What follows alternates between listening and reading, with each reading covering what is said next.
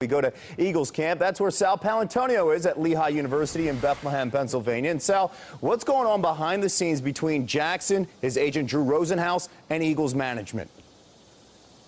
Yes, it's Monday morning. It's Sports Center. We must be live in Lehigh, right, Kevin? Yeah. Well, the 9-on-7 drills of the Eagles are just getting underway over my right shoulder. DeSean Jackson is not on the football field. He is expected to get a physical this morning and then report for the walkthrough this afternoon. There's a lot of acrimony going on behind the scenes with these two sides, the Eagles and DeSean Jackson. Jackson held out. The Eagles told him, we're not going to talk about a contract extension until you get into training camp. Jackson is here obligated to do so because tomorrow he would basically forfeit a year of service, meaning he would forfeit his free agency rights in 2012. So he must be here reporting today. The Eagles basically have won round one. The question now is, Kevin, whether this is going to spiral downward into TO 2.0. Because TO, of course, was represented by Drew Rosenhaus. So is DeSean Jackson. TO had a rather messy divorce after a contract holdout right here at training camp where we were live every day in Lehigh during that situation. The dynamics of this situation, quite a bit different based on what I know about this football team.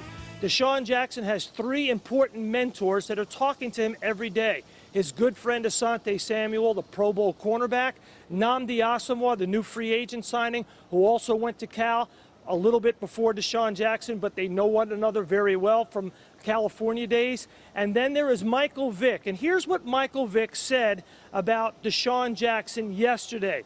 He said, we've been talking every day, and he just said that he's coming back to handle his business. He said he's not going to talk about his contract. He said, quote, I'm just going to come back, let my play speak for itself, and be a leader. That's it, man.